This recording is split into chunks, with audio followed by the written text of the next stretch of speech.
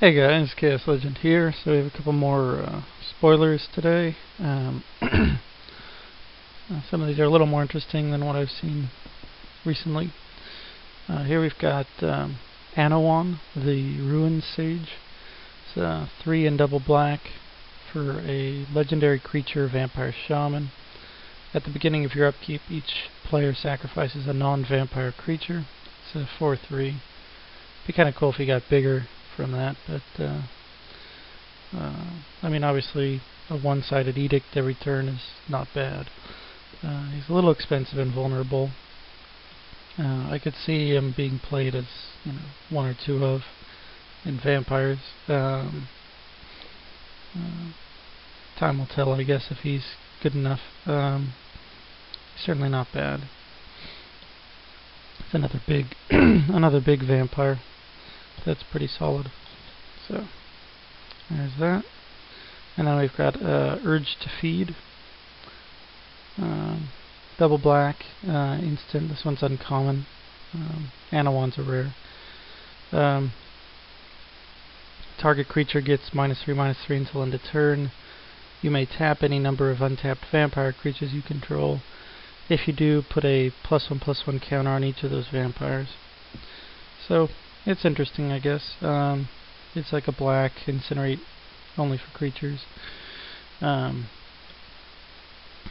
suppose they've had other cards that did that. One was the Physicalist and a black. Target creature gets -3/-3. It used to get play in Ravnica block or something.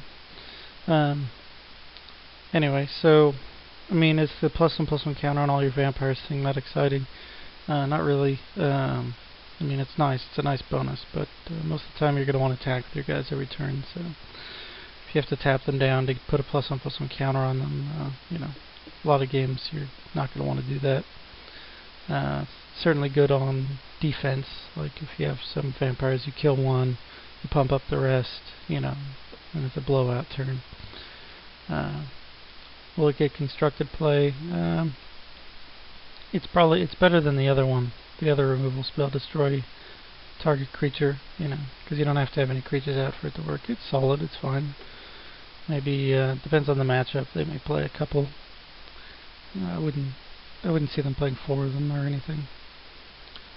Okay, artwork on Urge to Feed I like. It's pretty mean looking. It's like they're at least trying to go a little more realistic. Anawan's artwork, it's kind of nostalgic, kind of reminds me of like Baron Singir or something. But other than that, it's alright. Not great. Kind of a... he's alright. Anyway, okay. Okay, and then we've got Abyssal Persecutor, which you can see on the Magic the Gathering visual spoiler.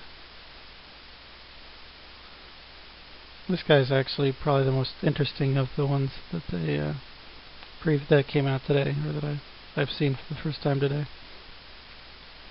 which is Abyssal Persecutor.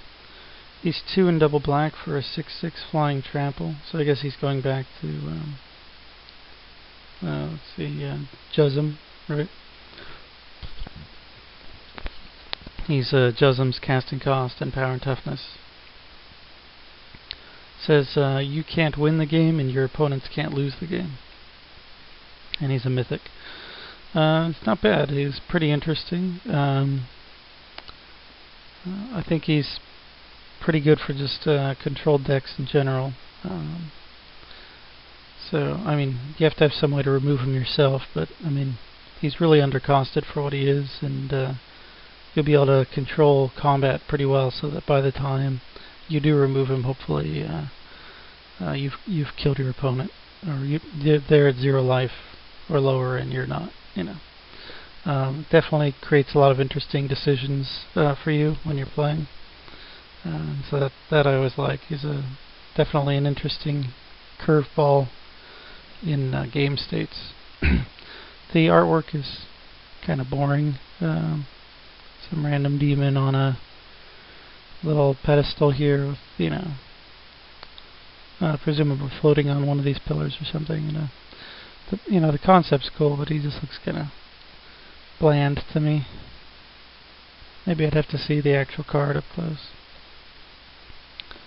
But so there's that, and those are the cards today. I think there's image today that might be the green-white Manland.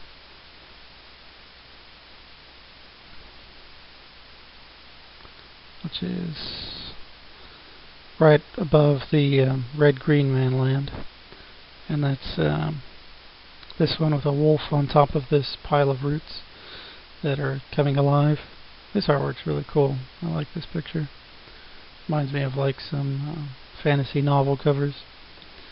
So it looks pretty clear this is probably some kind of Manland.